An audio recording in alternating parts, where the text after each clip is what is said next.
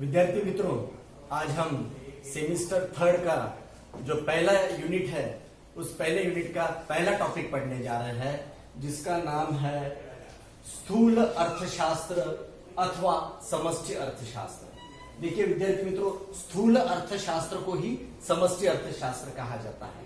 तो सबसे पहले स्थूल अर्थशास्त्र किसे कहते हैं ये हम पढ़ने वाले हैं, उसकी परिभाषा क्या है ये हम पढ़ने वाले हैं। तो स्थूल अथवा समष्टि अर्थशास्त्र में समस्त आर्थिक क्रियाओं का संपूर्ण रूप से अध्ययन किया जाता है। राष्ट्रीय आय, राष्ट्रीय उत्पादन, रोजगार अथवा बेरोजगारी, व्यापार चक्र, सामान्य कीमत स्तर, मुद्रा संकुचन, आर्थिक विकास, अंतरराष्ट्रीय व्यापार आदि इसके आर्थिक क्रिया है जिनका विश्लेषण इस स्थूल अथवा समष्टि अर्थशास्त्र में किया जाता है। तो संक्षिप्त में समष्टि अर्थशास्त्र में अनेक घटकों का अध्ययन किया जाता है। इसके पश्चात अब ये जो स्थूल अर्थशास्त्र है या समष्टि अर्थशास्त्र, इसका महत्व क्या है? तो अर्थशास्त्र में यह स्थूल अर्थशास्त्र एक महत्वपूर्ण घटक माना जाता है और पूरे भारतीय अर्थव्यवस्था का अगर अध्ययन करना है तो स्थूल या समष्टि अर्थशास्त्र द्वारा ही भारतीय अर्थव्यवस्था का अध्ययन किया जाता है, क्योंकि अभी हमने देखा कि समष्टि अर्थशास्त्र में पूरे इकाइयों का, अनेक घटकों का अध्ययन एक ही समय में किया जाता है। तो ये स्थूल अर्थशास्त्र का क्या महत्व है या स्थूल अर्थशास्त्र के क्या गुण है ये हम पढ़ने वाले हैं। तो जिसमें से पहला जो है वो महत्व है अर्थशास्त्र की कार्य प्रणालियों को समझने में सहायक। तो ये पहला महत्व है। अर्थशास्त्र ये बहुत बड़ा शास्त्र है और अर्थशास्त्र में कई घटकों का अध्ययन किया जाता है। तो अर्थशास्त्र किस प्रकार से कार्यान्वित होता है या अर्थशास्त्र में किन किन घटकों का अध्ययन किया जाता है, ये कार्य प्रणाली समझने के लिए ये जो स्थूल अर्थशास्त्र है ये सहायक के रूप में मददगार साबित होता है। ये पहला जो है महत्व है। दूसरा है आर्थिक नीति निर्धारण में सहायक।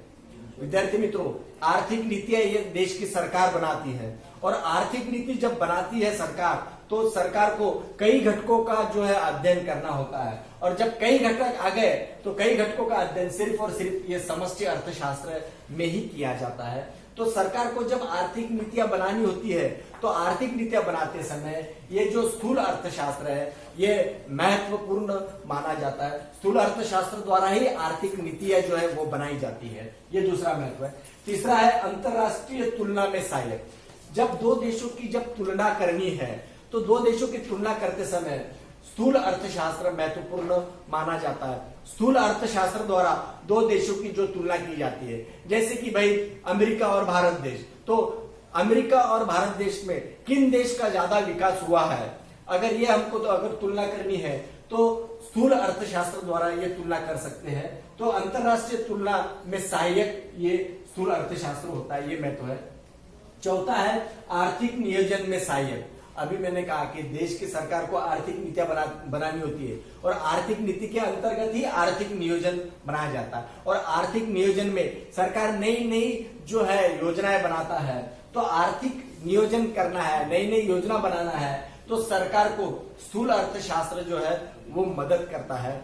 आर्थिक नियोजन में कई घटकों का अध्ययन किया जाता है और आर्थिक नीतियां और नियोजन कई घटकों के लिए, कई वर्गों के लिए बनाया जाता है अलग अलग से। तो आर्थिक नियोजन बनाने के लिए ये जो स्थूल अर्थशास्त्र जो है वो महत्वपूर्ण मदद करता है। पांचवा है सामान्य बेरोजगारी के विश्लेषण में सहायक। बेरोजगारी ये भारतीय अर्थव्यवस्था में एक बहुत बड़ी समस्या है और बेरोजगारी का अगर अध्ययन करना है तो बेरोजगारी का अध्ययन करने के लिए स्थूल अर्थशास्त्र जो है वो महत्वपूर्ण माना जाता है, क्योंकि बेरोजगारी जो है उसके अलग अलग प्रकार है और अलग अलग प्रकारों की बेरोजगारी अगर उसका अध्ययन करना है तो स्थूल अर्थशास्त्र द्वारा उसका अध्ययन किया जाता है। बेरोजगारी कैसे दूर की जाए उसके बारे में भी स्थूल अर्थशास्त्र जो है महत्वपूर्ण जो है मदद करता है। छठवा है मौद्रिक समस्याओं के विश्लेषण में सहायक।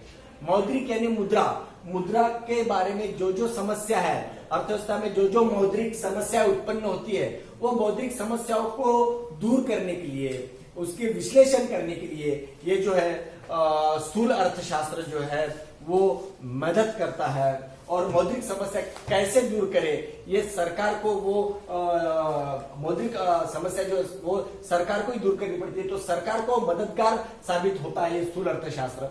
स्थूल अर्थशास्त्र द्वारा मौद्रिक समस्या दूर हो सकती है। उसके बाद में जो है 7वां महत्व व्यापार चक्रों के विश्लेषण में सहायक। व्यापार चक्र ये दो प्रकार के होते हैं मुख्यतः, एक तेजी का चक्र और एक मंदी का चक्र। तो व्यापार चक्र जो है इसका विश्लेषण करने के लिए स्थूल अर्थशास्त्र जो है वो महत्वपूर्ण साबित होता है। व्यापार चक्र क्यों आते हैं, व्यापार चक्र आने के बाद में वो कैसे दूर करें, इसका अध्ययन करने के लिए जो है वो स्थूल अर्थशास्त्र महत्वपूर्ण है। उसके बाद में 8वां है व्यष्टि अर्थशास्त्र के विकास में सहायक। व्यष्टि यानी सूक्ष्म अर्थशास्त्र। सूक्ष्म अर्थशास्त्र जो है, जो हमने पहले जो सेमिस्टर में पढ़ा है, तो सूक्ष्म अर्थशास्त्र का अध्ययन करना है तो स्थूल अर्थशास्त्र की मदद लेनी ही पड़ती है। तो सूक्ष्म या व्यष्टि अर्थशास्त्र को ये स्थूल अर्थशास्त्र जो है वो सहायक होता है। तो ऐसे ही ये स्थूल अर्थशास्त्र जो है ये 8 मुद्दों के द्वारा हमने ये देखा कि स्थूल अर्थशास्त्र ये बहुत महत्वपूर्ण है और इसके ये गुण भी बतलाए जाते हैं। इसके बाद में स्थूल अर्थशास्त्र या समष्टि अर्थशास्त्र के दोष क्या है, जब हमने लाभ पढ़े वैसे स्थूल अर्थशास्त्र के दोष भी है। तो पहला दोष है कि समाज के दुर्बल वर्ग पर अन्याय। देखिए विद्यार्थी मित्रों, समाज में कई वर्ग होते हैं और कई वर्गों में दुर्बल वर्ग होते हैं। तो ये जो स्थूल अर्थशास्त्र का जब हम अध्ययन करते हैं, तो स्थूल अर्थशास्त्र द्वारा जब अध्ययन करते समय समाज में जो दुर्बल वर्ग होते हैं उनके तरफ ध्यान कम दिया जाता है। ऐसी एक दोष ये स्थूल अर्थशास्त्र में बतलाया जाता है। वो क्योंकि स्थूल अर्थशास्त्र में एक साथ ही अनेक घटकों का अध्ययन किया जाता है। जब एक साथ में अनेक घटकों का अध्ययन होता है तो निश्चित ही जो समाज के जो दुर्बल घटक है उनके तरफ थोड़ा सा ध्यान कम दिया जाता है। तो इसलिए ये पहला जो दोष है कि समाज के जो दुर्बल वर्ग है इनके ऊपर जो है अन्याय हो सकता है, ये पहला दोष स्थूल अर्थशास्त्र का, उनके तरफ ध्यान नहीं दिया जाता, उनके विकास की तरफ, ये एक पहला दोष है। दूसरा है मापन के संदर्भ में समस्या। देखिए विद्यार्थी मित्रों, वस्तु का मापन करने की कई पद्धतियां हैं और वस्तु के मापन करते समय कैसे किया जाए, ये एक बड़ी समस्या जो है वो स्थूल अर्थशास्त्र में दिखाई देती है। जैसे कि मापन के कई विधियां है, जैसे किलोमीटर है, किलोग्राम है, लीटर है, मीटर है। तो वस्तु का मापन जो है वो किस तरह से किया जाए और वो मापन करते समय कई प्रकार की समस्या उत्पन्न होती है। तो ये मापन के संदर्भ में समस्या है, ये एक स्थूल अर्थशास्त्र का जो है वो दोष दिखाई देता है। तीसरा दोष है वस्तु के मापन की समस्या। वस्तु के मापन जो है वो वस्तु के मापन की समस्या जो है ये यहाँ पे दिखाई देती है। वस्तु का मापन जो है वो कीमत में किया जाता है और कीमतें जो है वो दो प्रकार की होती है, एक है थोक कीमत और दूसरी है फुटकर कीमत। तो थोक कीमत जो है वो थोक बाजारों में दिखाई देती है और फुटकर कीमत जिसको हम चिल्लर कीमत कहते हैं वो जो है वो जो चिल्लर बाजार है उसमें दिखाई देती है। तो थोक कीमतों का संबंध जो है वो डायरेक्ट व्यापारियों से आता है और फुटकर कीमतों का संबंध जो सीधा जनता से आता है। तो वस्तु का मापन करते समय कौन सी कीमत ध्यान में लेना, वो कि फुटकर कीमत ध्यान में लेना कि थोक कीमत ध्यान में लेना, ये एक बड़ी समस्या है। क्योंकि थोक कीमतें जो है वो कम होती है और फुटकर कीमत जो है वो ज्यादा होती है। तो वस्तु का मापन करते समय कौन सी कीमत द्वारा मापन करना, थोक कीमत द्वारा मापन करना कि फुटकर कीमत द्वारा मापन करना, ये बड़ी समस्या है। क्योंकि अभी मैंने कहा कि दोनों कीमतों में बहुत बड़ा अंतर होता है। तो ये एक बड़ी स्थूल अर्थशास्त्र का ये एक बड़ा दोष है कि वस्तु के मापन में समस्या उत्पन्न होती है। सबसे चौथा जो है आखिरी का, सामूहिक प्रवृत्ति का प्रभाव सभी जगह पर एक जैसा नहीं होता।